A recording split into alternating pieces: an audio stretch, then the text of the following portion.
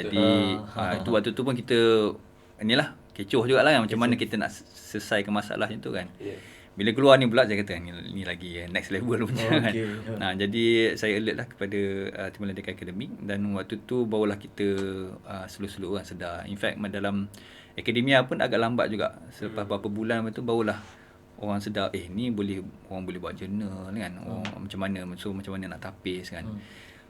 Antara benda yang saya gunalah especially untuk akademik ni, satunya untuk PNP lah kan, pengajaran pembelajaran.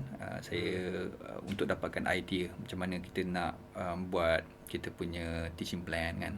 Macam mana kita nak murnikan, itu antara AI macam ChatGPT ke Gemini ke sangat bagus dalam memberikan idea sebenarnya kan. Itu satu. Itu termasuk juga kadang-kadang bila kita pengajaran pembelajaran ni, kadang-kadang kita nak explain satu benda tu dengan layman term ni. Betul. Kadang tu ni kan, sebab kita dah tahu kan, kita dah tahu, tapi nak explain pada orang yang baru nak tahu ni, satu yang very powerful untuk kita guna AI ni sebenarnya tu, bagikan analogi, bagikan example, bagikan case study. Ni semua very powerful yang sebelum ni kita tak ada. Kita kena cari sendirilah. Contohnya case study berkenaan dengan safety contohnya, kita kena cari sendiri kan. Ni kita boleh minta AI tolong bagikan idea, dari situ kita cross check lah. Kita boleh tengok benda kan.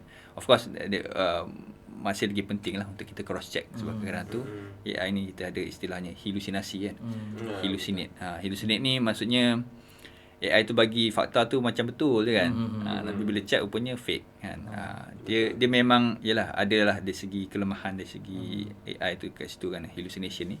Tapi setakat yang saya tengok ni a few years ni dah sangat bagus lah. Dia punya progress tu sangat bagus. Sebelum ni memang pernah saya tanya dulu kan, apa bagikan 10 tempat destinasi melawat di Langkawi.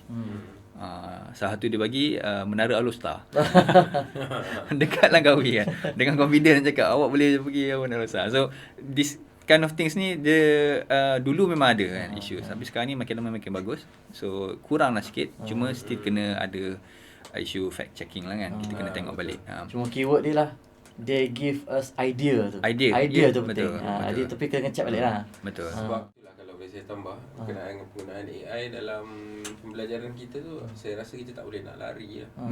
Kita tak boleh nak lari, cumanya point dia adalah macam mana kita gunakan, dan pelajar-pelajar tu kena ada fundamental knowledge. Supaya dia tahu, okay, dia guna tu tak ada masalah. Memang itu adalah tools untuk zaman sekarang. Dan macam mana